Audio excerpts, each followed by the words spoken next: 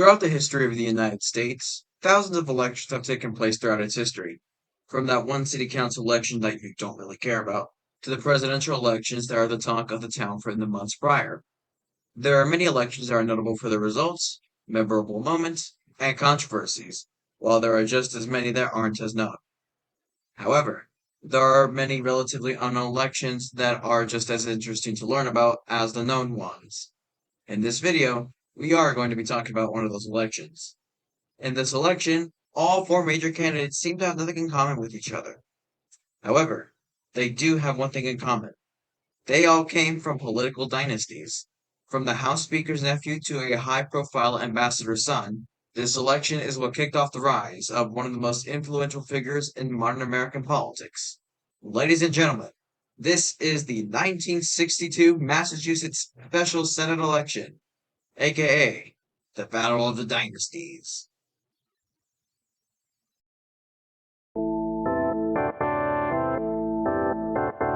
Year is 1960. In that year's presidential election, then Senator John F. Kennedy had narrowly clinched the presidency in one of the closest elections in American history, beating out then-incumbent Vice President Richard Nixon. On the Massachusetts side of things, Republican former federal highway chief John Volpe had won the race to succeed the then-incumbent governor of Massachusetts, Foster Furcolo, who ran for Senate but lost to the incumbent Republican. With Volpe taking office in January, time was running out to replace President-elect Kennedy in the Senate with another Democrat, and the Kennedy family engaged in tight negotiations with Governor Furcolo to figure out who to appoint as his successor. Initially, Governor Furcolo wanted to appoint himself to the Senate seat, likely since he would be out of a job in a couple of months. However, this is the Kennedys we're talking about, and they weren't even willing to entertain that, and he let him know. They warned the governor that if he didn't appoint someone favorable to them by the deadline of January 5th, they were more than happy to challenge whoever Governor-elect Volpe would appoint. Additional pressure was also placed by the family patriarch Joseph P. Kennedy Sr., who wanted to keep the seat not only in the hands of the Democrats, but in the hands of the Kennedy family. With that pressure, Furcolo conceded and did not go forward with appointing himself. Then, speculation arose that the president-elect's younger brother and campaign manager, Robert F. Kennedy, would be the man that the family would pick to succeed JFK. However, his father Joe Sr. was not interested in that idea, and after talking with John, and to some controversy, Robert would be nominated to be the U.S. Attorney General, a position he would get. Then, Joe Sr. essentially nominated Benjamin Smith II, former mayor of Gloucester, Massachusetts, and friend to the Kennedys via being the roommate to the late Joseph P. Kennedy Jr., to the Senate seat. With that settled, JFK resigned from his Senate seat on December 22, with Furcolo appointing Smith on December 27, and a special election was set for 1962.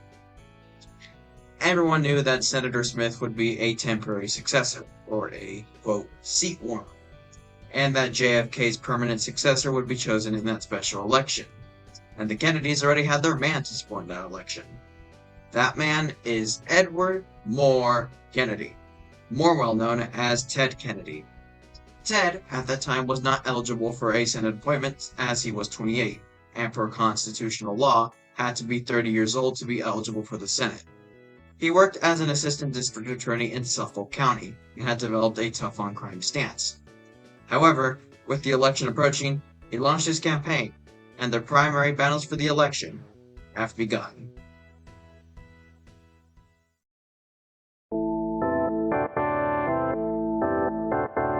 Before we get into the Democratic primary, let's quickly talk about the Republican primary. The primary was fought between two candidates, those being Lawrence Curtis, a 5-term congressman from the 10th District, and George Cabot Lodge II, a journalist, professor, and son of Henry Cabot Lodge Jr., a former senator, future high-profile ambassador, and Republican nominee for vice president in 1960.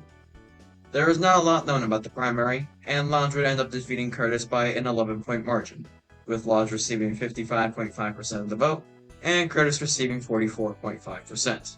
Lodge would be the Republican nominee for the special election. On the Democratic side of things, Ted Kennedy would launch his campaign in March of 1962.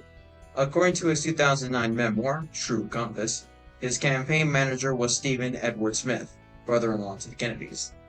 The family would also pitch in to help, both publicly and behind the scenes. His primary opponent was Edward McCormack, Jr., Attorney General of Massachusetts and nephew to John W. McCormack, who was the then Speaker of the House of Representatives. McCormack had much support from educated voters and liberals, who believed that Kennedy was inexperienced, as seen with the slogan, quote, "I back Jack, but Teddy ain't ready," and knew that Kennedy was once suspended from Harvard University, which was revealed during the campaign.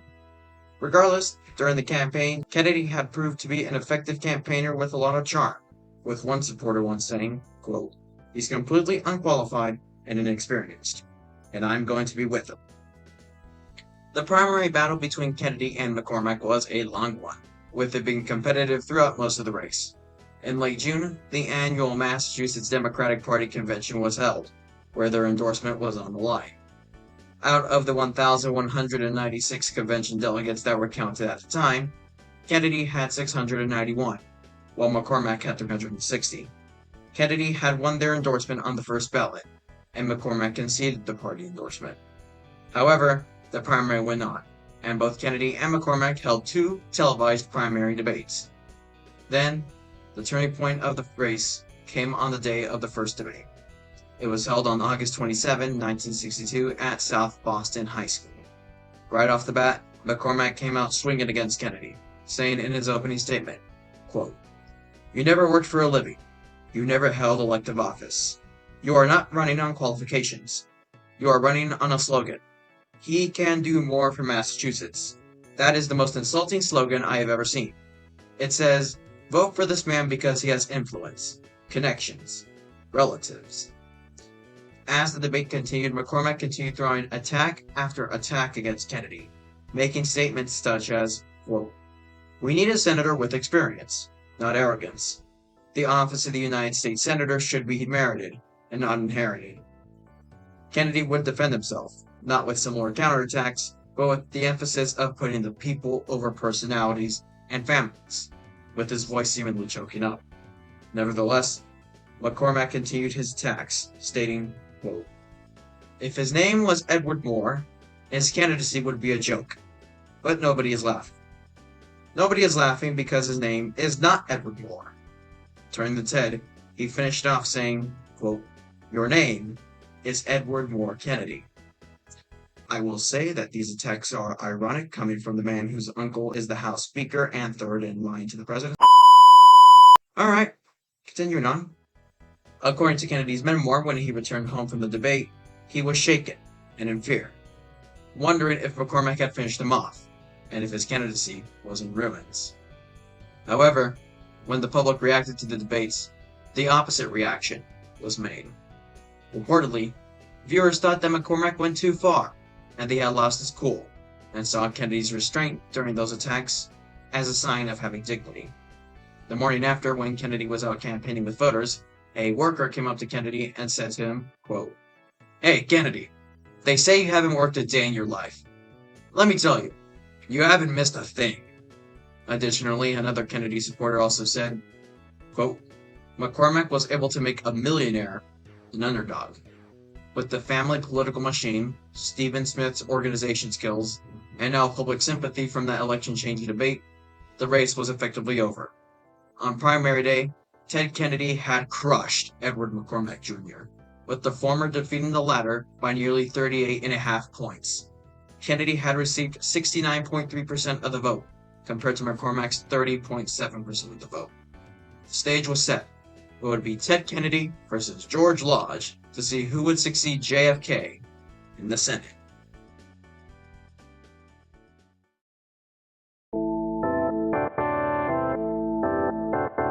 With this matchup for the general election, it would be the third time in Massachusetts political history that the Kennedy and Lodge dynasties would face off against one another, all three times for the same Senate seat. The second time was in 1952, where then-incumbent Senator Henry Lodge Jr. lost his re-election bid to then-Congressman John F. Kennedy. The first time was all the way back in 1916, where George's great-grandfather, then incumbent Senator Henry Cabot Lodge Sr. would win his re-election bid against the then mayor of Boston, John F. Fitzgerald, who was the maternal grandfather to the Kennedy brothers. Because of this history, and the fact that he came from a political dynasty as well, Lodge avoided using similar attacks that McCormack had used against Kennedy. However, alongside those two men, there was an independent candidate that was once seen as a serious contender for the seat. That candidate was Mr. Henry Stewart Hughes, a professor and historian at Harvard University and grandson of Charles Evans Hughes, former Chief Justice of the Supreme Court and Republican nominee for president in 1916. He was seen as a candidate who could pull a strong performance and even win the seat, and was invited to two debates alongside both Kennedy and Lodge. However, the former, who was the heavy favorite to win the election, declined to participate in both debates, so only Lodge and Hughes participated. However, one event would end up sinking the Hughes campaign. That event was the Cuban Missile Crisis, the closest that the US has ever been to a direct nuclear confrontation with the Soviet Union, and the closest the world was to complete nuclear annihilation, only resolved by the negotiating skills of both President Kennedy and Soviet Premier Nikita Khrushchev. Now, you might rightfully ask, how did this foreign policy scare sink Hughes' bid for Senate? As it turned out, Hughes was an avid supporter of nuclear disarmament, which is the act of reducing or eliminating nuclear weapons. Before the crisis, it was seen as a fairly reasonable position. However, after the crisis subsided, Hughes' position was seen as ridiculous, unrealistic, and out of touch. This one policy position would end up sinking his campaign, as seen on Election Day. On Election Day 1962, the votes were counted, and when the results came, Ted Kennedy had won JFK's vacant Senate seat, defeating George Cabot Lodge by a solid margin. Kennedy had won over 1.1 million votes, or 55.4% of the popular vote. Lodge, on the other hand, won over 877,000 votes, or 41.9% of the popular vote. Henry Hughes, on the other hand, only received about 50,000 votes, or about 2.4% of the popular votes. The next day, Edward Moore Kennedy was sworn into office and was officially the new junior senator of the U.S. Senate representing Massachusetts.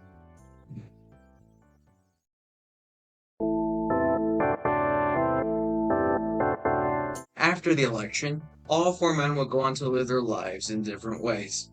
Ted Kennedy, for one, would go on to be one of the longest-serving and most impactful senators in American history, noted for his ability to work across the aisle with Republicans to pass important pieces of legislation that have left a lasting impact, alongside his longtime advocacy for positions such as immigration reform and universal health care. However, that was not without troubles such as the infamous Chappaquiddick incident and marital troubles with his first wife, Joan Bennett Kennedy, leading to them both divorcing in 1982. He would continue to serve in the Senate until his death in August of 2009, at the age of 77, and is buried at Arlington National Cemetery. George Cabot Lodge would return to serve as a professor at the Harvard Business School, having joined a year before running for Senate. He would work as a professor until 1997, where he retired and became a professor emeritus. Alongside teaching, he would conduct research, publish articles, and receive accolades for his work. As of the writing of this video, Lodge is surprisingly still alive, currently at 98 years old. Edward McCormack would serve out the rest of his term as Massachusetts Attorney General, leaving in 1963. He would end up being the Democratic nominee for governor in the 1966 Massachusetts gubernatorial election, where he would end up losing in a landslide to incumbent Governor Volt. While no longer in public office, he continued to serve as a political insider, and was once asked to help plan the implementation of a desegregation order of public schools in Boston in 1975. He also worked as a developmental attorney. He would end up dying on February 27, 1997, from lung cancer, at the age of 73. Lastly, Henry Hughes would go on to continue his work at Harvard, and remain steadfast in his support for nuclear disarmament, and was later against the Vietnam War. He was also one of the most high-profile male supporters of feminism at the time, likely due to his wife dealing with discrimination while earning her doctorate degree. He would later move to work at UC San Diego, until he retired in 1989. He would end up dying on October 21, 1999, from an unspecified illness, at the age of 83. There are not a lot of relatively obscure elections that have proven to be as noteworthy, interesting, and impactful as this one. This election was one where 4 members of political families duked it out against one another, with one family, being the Kennedys, coming out on top. It led to the rise of a man who has left such an impactful mark on Massachusetts and American history, whilst leaving the mark on the lives of other notable men. Let this video be a lesson to you all. Even in the most random, obscure, and otherwise unknown events in history, you are bound to find something that is noteworthy or interesting in all shapes and sizes, regardless of what happened or where it happened. Now, I hope you found this video to be interesting, entertaining, and informative, and I hope that you learned something interesting here. It was a fun event to research on from the beginning to the end. Thank you for watching. Please like and subscribe, and I hope to see you guys again next time. Thank you.